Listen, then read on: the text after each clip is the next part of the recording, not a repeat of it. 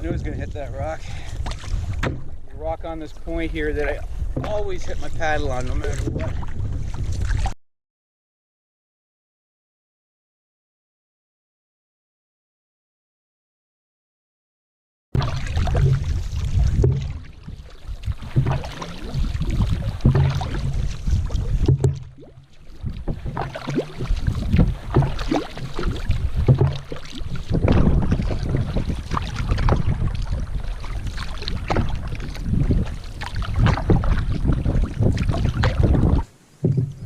This is the portage start.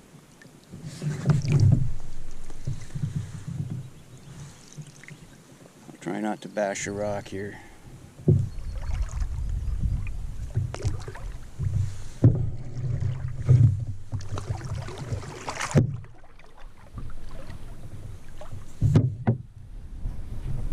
Okay, I think I'll step out on the side rock, which you can't see in the camera there.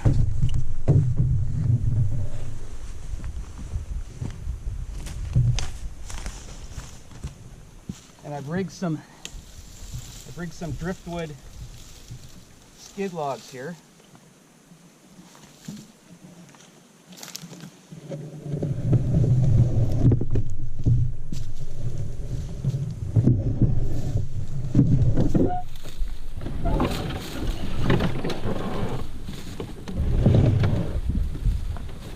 Here we go.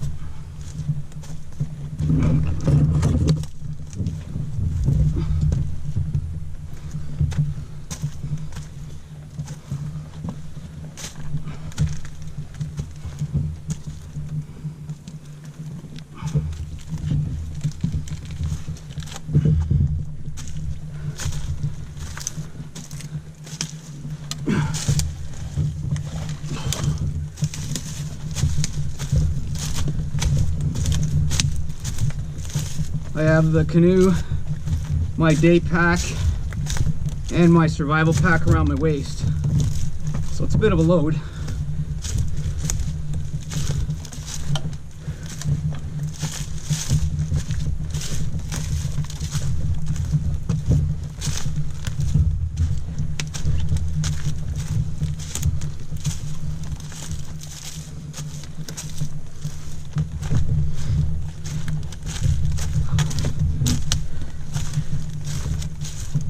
Years ago, well, not too far, 5, 6 years ago, this route was cleared. The blowdown was cleared from the portage trail by the late Phil Cotton and his Wabakimi project.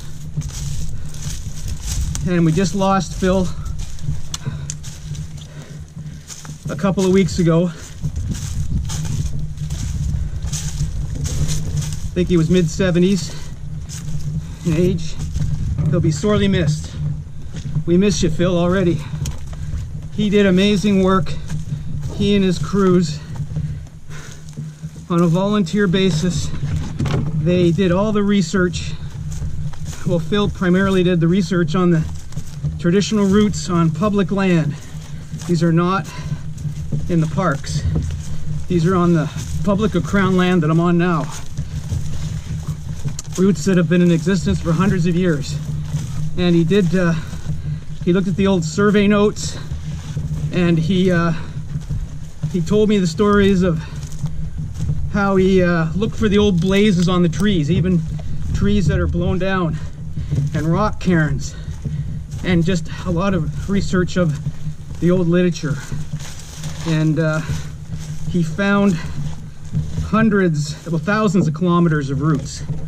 And year after year, he would put the call out for volunteer crews, and they would go out all summer in shifts, and the participants got a guided canoe trip out of it, but they had to work with saws and ropes to clear the blowdown and debris. And Phil organized it and had helpers, many helpers. Shout out to Barry. And I don't know all the other helper names, but they just did an amazing job. And I'm traveling this route, this portage trail right now, because of their hard work.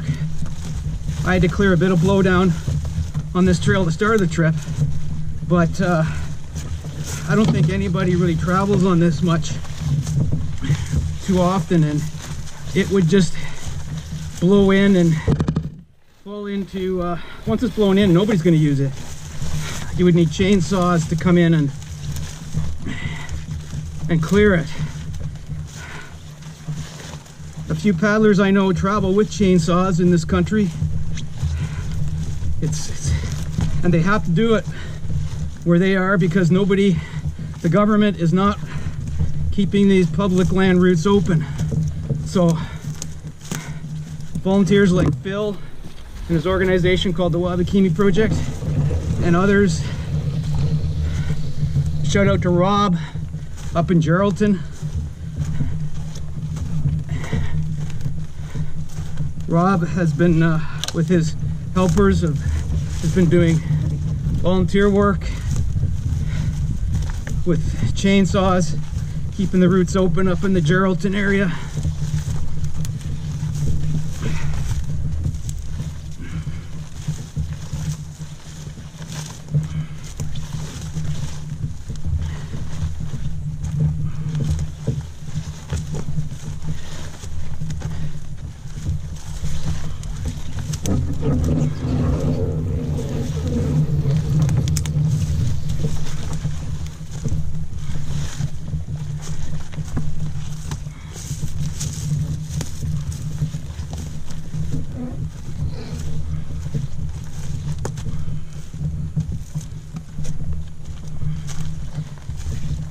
It's nice when it's dry like it is now. When it's wet, ow. When it's wet, the boots I'm wearing are not that great.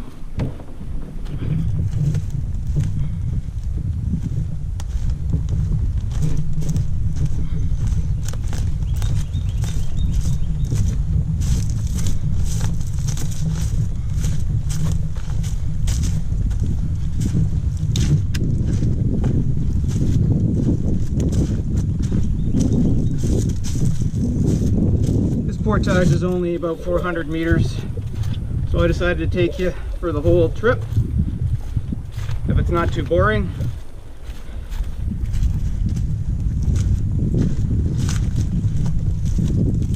If the battery holds out and the card doesn't fill up. I'll tell you, this is my first trip with a GoPro, and I'm not impressed with how long the batteries last.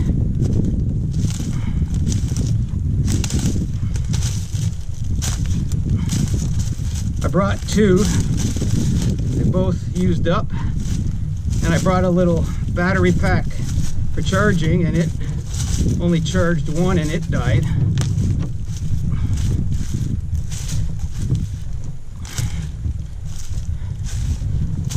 They get you with the accessories, eh? Gotta be really careful crossing these logs, because if your foot plants behind it and you go forward, you'll snap your tibia or rip your knee out. So a sideways step is, for me, is better than a forward step. Okay, worst part of the portage right here is this log that I gotta put the canoe down on and slide it.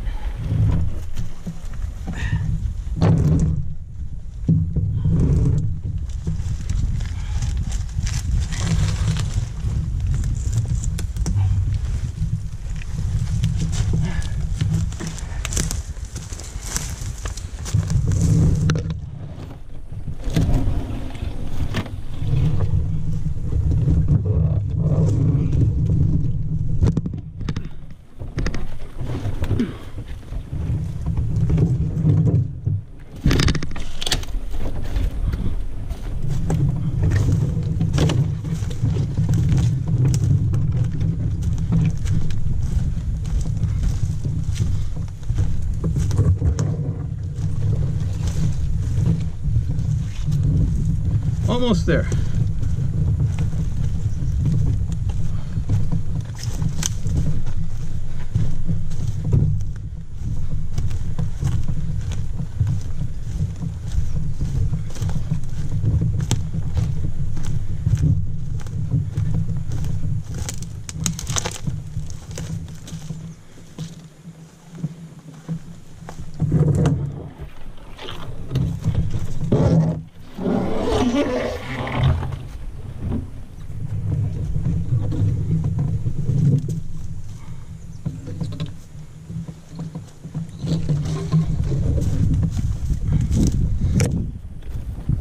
And we're at the water's edge.